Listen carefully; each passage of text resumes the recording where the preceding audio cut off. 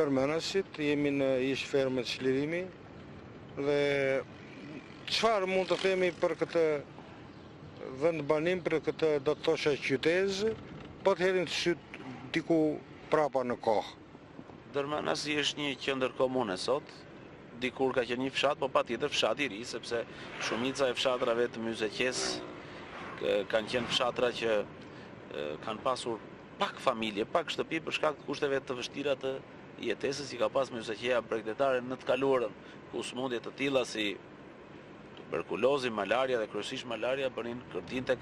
popullsia, hepatitet. Por si vend, si gjurmë rrugë ne ndoqëm pasi dolim nga Fieri, u futëm në afrimin e ri, që njihet sot me disa emra si SMT, Bonifikim, Tekserat,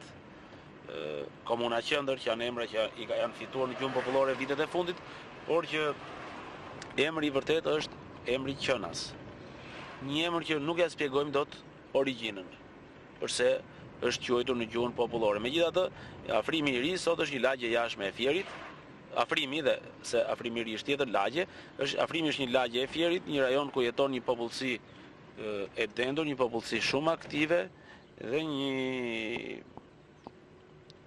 një vendbanim që ka tendencën për të zgjeruar me migracionin e brendshëm. Ndërsa vendbanimi i dytë ishte ferma, që dikur është quajtur ferma Çlirimi ose Çlirimi,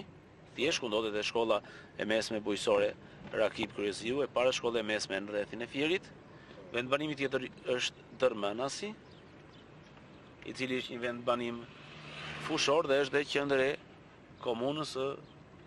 Dërmenasit, e cila ka në administrim në territorin e saj edhe parkun arkeologjik të Apolonisë. Më tej rruga